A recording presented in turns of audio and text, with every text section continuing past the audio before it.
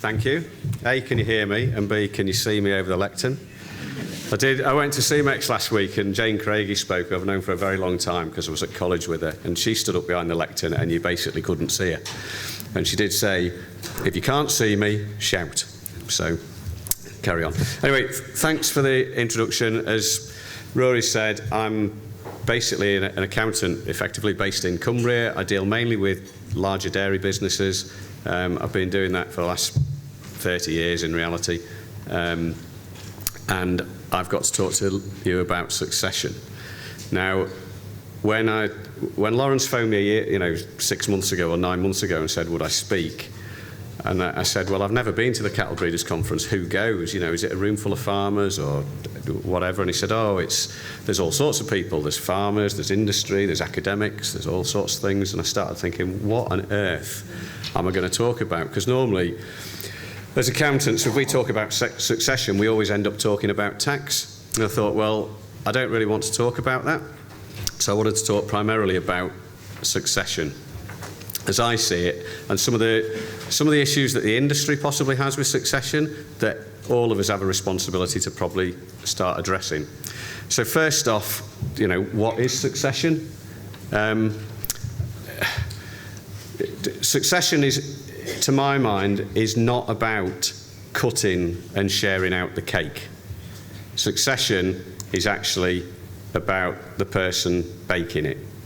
So we need people, and succession is all about choosing people that are going to be doing the baking the cake. Cutting the cake up is easy, and anyone can do it, and people choose to share the cake in whatever proportion they want. But finding a successor is finding that key person or people that are going to carry on driving that business. So, when we look at succession, we really want, great people that are going to carry on running it. And to some extent, we want them to, have all that. If we look at how these businesses work, if we look at a typical PLC, and there's a few supermarkets and people that have been represented here the last couple of days, they're all very straightforward PLC models. We have a whole host of shareholders down at the bottom, we have a couple of directors up at the top, and we have a company in the middle. It's dead easy to change the shareholders or the directors. It doesn't really matter who it is. And actually, when we're looking at selecting directors, people that are running multinational companies are choosing people to run those businesses from a talent pool that covers the entire world.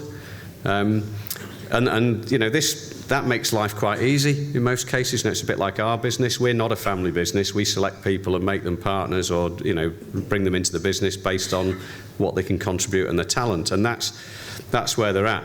The problem we have is most farms are owner-managed businesses, and actually there isn't any demarcation between the directors, the shareholders, the day-to-day management. Everything gets thrown in the same pot. And that really confuses it. And I think a lot of people, because of that, farmers generally just find it very difficult to separate it out and start thinking about the whole succession journey and what it means to their business. So, if we do this, we do need succession. Some of us will go on forever. Richard Branson spent, I've forgotten how old he is. He's probably spent 50 years developing new businesses, doing things, driving things on. And there are a few people that do that. I like to think of myself that I've still got plenty of drive. But most of us don't want to do that. Most of us get to the point where we're running our businesses or moving things on, and actually what we want to be doing is sat on the beach with a drink, relaxing. We've had enough. We don't want to be pushing it on any further. And therefore, we need somebody that's going to come in and make those businesses work. So to a large extent, succession has got nothing to do with, how you divvy up assets or do things. It's all about finding people that carry on driving those businesses forward. And, if we get that, then businesses carry on growing or carrying on developing. And if we don't get that, then they wither on the vine. So in terms of, succession, it's sort of, how do you look at it? Whenever I think about succession, I did Google it the other week, and I Googled succession planning, and you just get all this tax stuff and all sorts of things. Bizarrely, you know, there are loads of accountants and land agents and lawyers all come up when you Google succession planning, and it's all driven by tax. And you know, as an accountant, I can understand why we do that. Unfortunately, Dodd & Co didn't come up in any of the searches, but you know, we can work on that. But succession's not about that, and succession's not really driven by, it shouldn't be driven by tax. You know, tax is an incidental thing. So in terms of looking at succession, we've got to ensure that we consider things like that, but it's not at the forefront of making businesses successful. So it shouldn't be, and it shouldn't jump out at everyone when you Google succession or talk to people. You know, it should be one of the last things to consider. But what I think really drives succession is probably, you know, kids. When they're in the 20s, all they want is beer and a few quid for petrol. We've all been there. There's quite a few 20-year-olds here. It's probably what they're quite happy with. And that works a treat, you know, and it's dead easy, and it's all like, you know, it's that one day this will all be yours, but it doesn't matter. I can go out on a Friday night. I've got a bit of petrol money. Doesn't care. I don't care. I'm happy as Larry. Not a problem. And you can sort of manage businesses on that way quite easily, but inevitably, most of those people end up effectively meeting someone, having kids, starting families, and 9 times out of 10, it's at this point where succession suddenly becomes an issue. You know, it's all right when you just need a bit of beer money, that you can be promised it, but when you start worrying about your own children, then the next generation start thinking, well, we need to force the issue here, and we need to start pushing succession down, because I need to know what's going to happen to my children, you know, and I think psychologically that drives a lot of people and forces a lot of the younger generation to start really challenging parents in most cases to say it's time you started thinking about passing things on and doing things so that we're not risking our children's future, or we know that we're not going to be thrown out on a limb with 2 little kids to look after, or 5, or whatever you've got. And I think that, you know, that's the sort of thing, that all happens within families and owner-managed businesses all the time. You know, people they're quite happily bumble along, and then you just get more and more friction as families start developing, grandchildren get bigger, the sort of kids with the grandkids start worrying about that dad will leave it all to the cat's home and they'll be destitute. You know, so all that starts to tick the box. But in terms of succession, you know, as an industry, what are we all trying to do? I think there's, you know, I've been in farming 30 years, and it's probably changed a lot. We only have to look at all the genomics stuff this morning, and you know, a bit of that's way over my head, quite happy to admit. I don't have to worry about it. But farming has changed. So if we're wanting people to run businesses now, we need them to be able to have all those skills that are available, you know, that they need for everything. And I think, you know, where are we looking at? We've got people that basically need to be commodity traders. You know, all these industries we're working on, primary industries, we're dealing with world prices, geopolitical events, weather things that happen in Australia or New Zealand.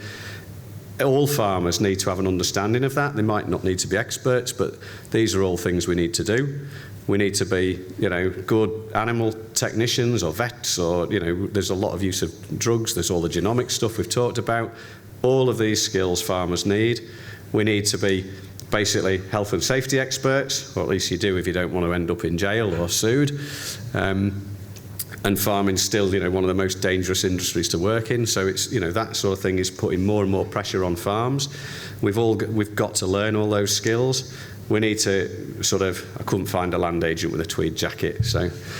But, you know, we've got to understand all that sort of environmental stuff. We've got to do all the schemes. We've got to partake of bits and pieces. They've also got to be pretty much finance directors, running businesses, making decisions, calculating numbers. And at the end of the day, they've still got to be a farmer and a good stock person. You know, that's a huge range of skills, and it's not to be underestimated, which, you know, everybody's got an obligation to make sure people do get these skills, and farmers have an obligation to make sure if they want people to run their business successfully going forward as their successor, then they ensure that they are upskilling their children to deliver it. You know, I only have one client who is pretty adamant they're not going to let any of their children farm, simply because they don't think any of them are up to it. But actually, there's probably quite a few farmers, you know, there's quite a few farms that fail because generations come in that aren't really up to it. And as an industry, we perhaps ought to be a bit more honest about that and cut it off. But if we do want people to farm, we all have a responsibility, and families have a responsibility to give them enough skills to do that. So, you know, as long as we've got these people, we can probably do it.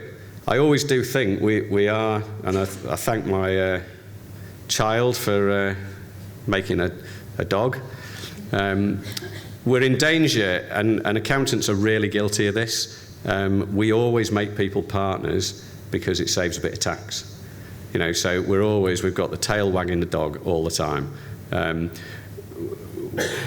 I've got a few businesses where there's several partners involved, a couple of brothers, 2 or 3 brothers, and in some of those cases, some of those people shouldn't be partners. You know, they never wanted to run the business. They never had any ambition to make decisions. They don't want to contribute to the management of it.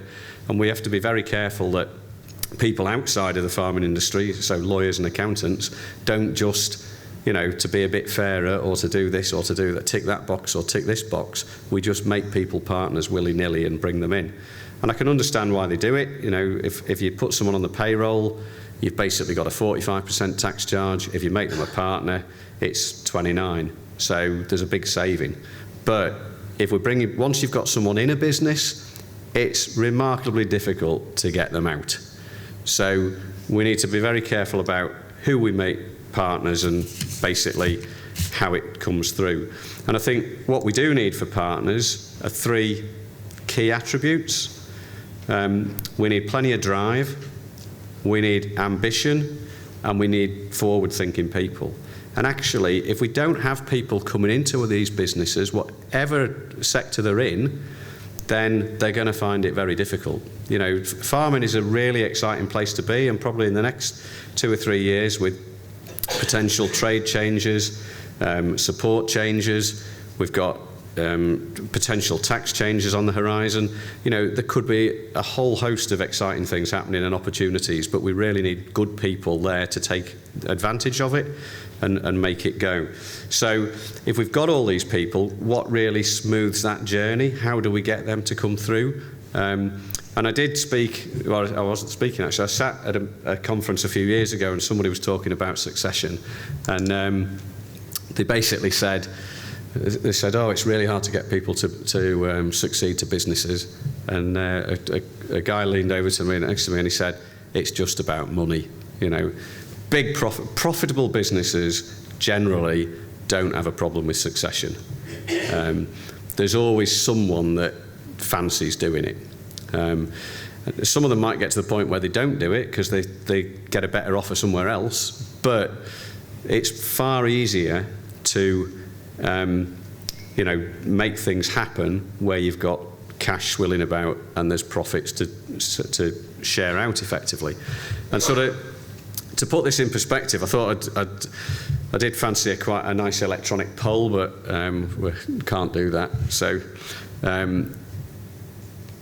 I asked this question of one of our IFAs, basically.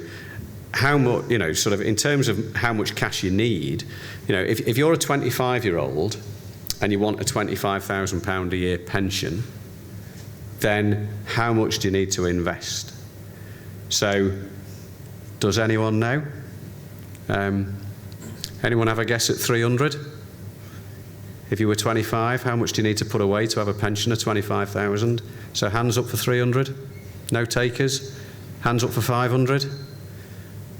couple, all the young ones hoping it's that. It's actually 680 quid.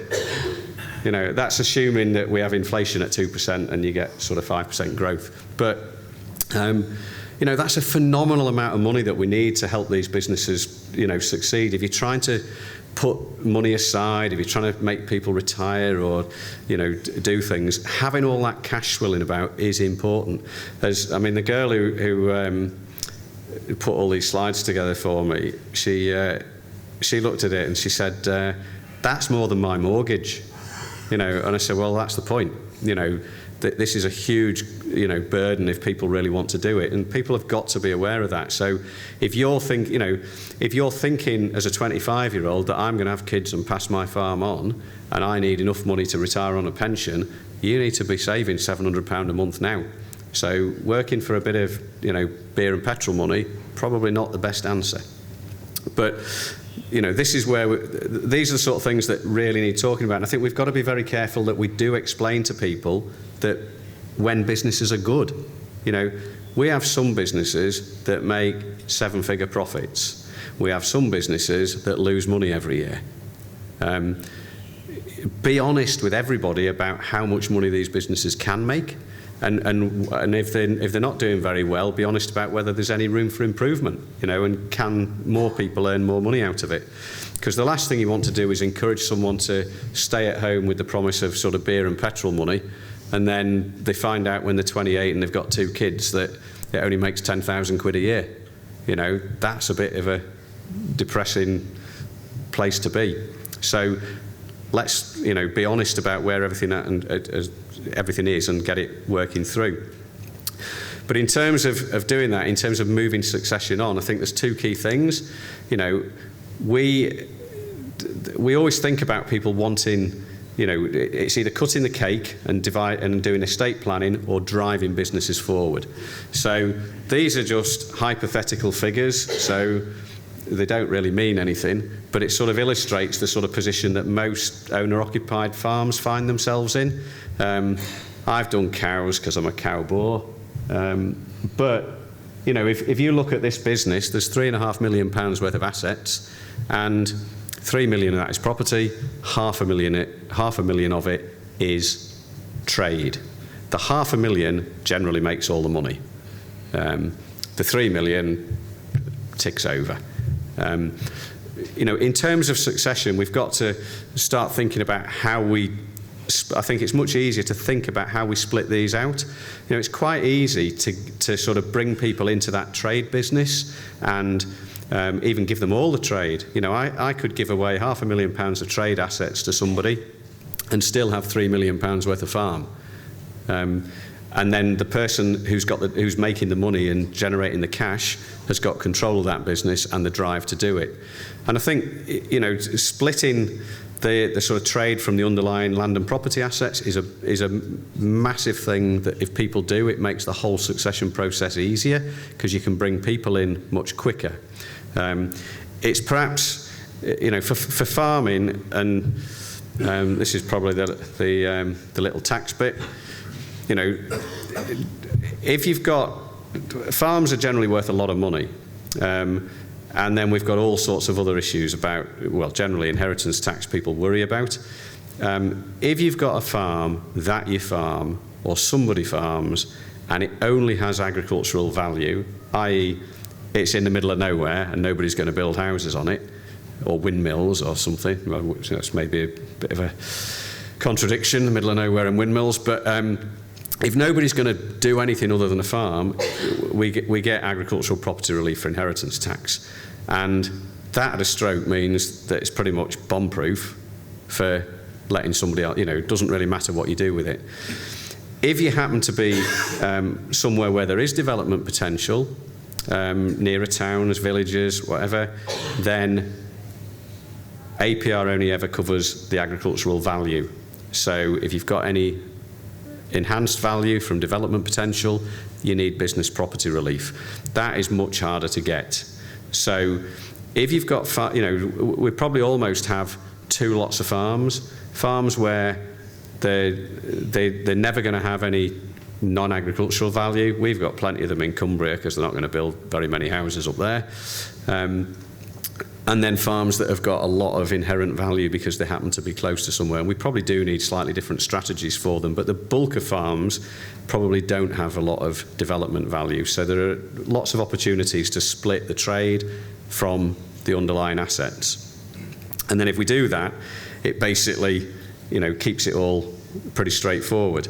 I suppose the problem then comes, and I'll have to thank, this is another Nuffield scholar, I pinched these off. But this is the general thing, isn't it? Someday, son, this will all be yours. And the converse, to your daughter, someday this will all be your brother's. We do end up in the position whereby we end up with, if we've got that land and property, we can hang on to it, but inevitably we get to the point where we've got our successor, they're running the business, we've got the asset base that we're then going to start cutting up as our cake. And whilst from a tax perspective, at the moment, if you drop dead, you get an uplift to market value for capital gains tax, and there's no inheritance tax, so that works a treat. So old people like hanging on to land.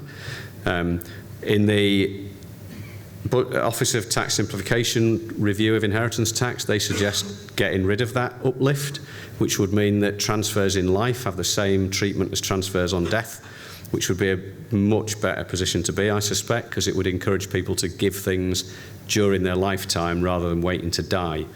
And what we do end up with is, if we get back to our nuclear family where we've got 2 little kids, we're worrying about how we're going to protect them. Well, if I've got a trade but I'm renting a farm off my dad and he might leave it to the cat's home, at some point I start pushing for transfer of some of that property. And I think we can do that quite easily in most cases, and it probably ought to be done as a stage process, in terms of transferring bits. But we also have to be mindful that when we're splitting farms up, it's very difficult to be equal.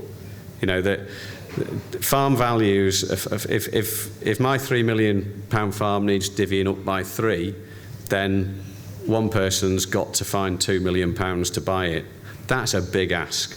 You might find a bank that would lend you that much money, providing you had no other debt, but it's a huge commitment. So it's very difficult to be equal when you're divvying up that cake of the underlying property assets. And I think, what everyone needs to be mindful of is that basically we're not necessarily equal, but everything's fair, and have those conversations. I've sat down with plenty of clients and asked them, and asked children what they think their siblings should get, which is always quite an interesting exercise to go through. What your non-farming siblings should get, and then compare it with what the value of the assets is, and ask the parents the same question. And most people come up within a ballpark similar figure, and do that and do things that are sensible. But you've also got to think that, if we have